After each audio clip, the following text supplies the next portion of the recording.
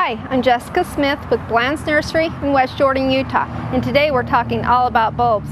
Right now we're going to discuss how to care for dinner plate dahlias. Now, dahlia is a huge family.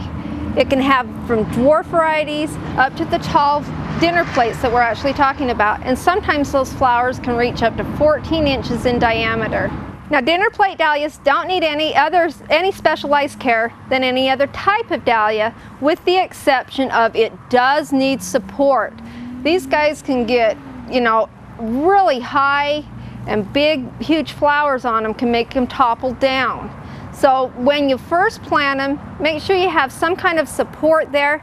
A tomato cage works great for them, as it gives support all around it, and as the plant comes up, can grow through that cage, just like your tomatoes will.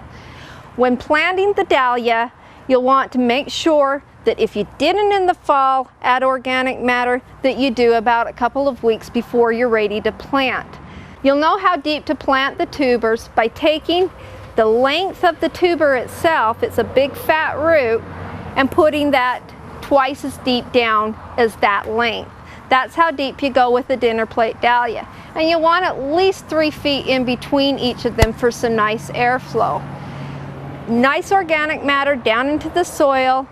You can do a slow release fertilizer mixed in with the soil below the tuber. You don't want it touching the tuber though. And then you'll just cover it up and water it in. Dinner plate dahlias, just like any other type of dahlia, they need to have a well-drained soil, but you can't let them dry too much in between waterings. They like to have somewhat of a moist soil, so make sure that you give them a regular watering, and when they begin to actually set their little flower buds, what you'll want to do is give them a nice high phosphate level, water soluble.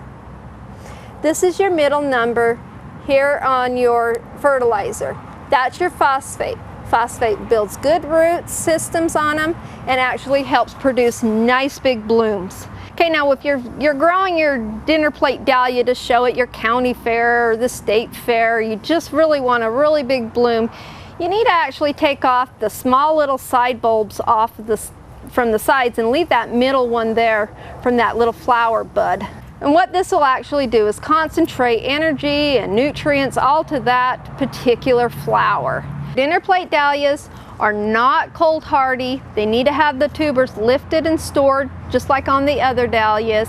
So you want to go through the same process of lifting and storing them for the next year.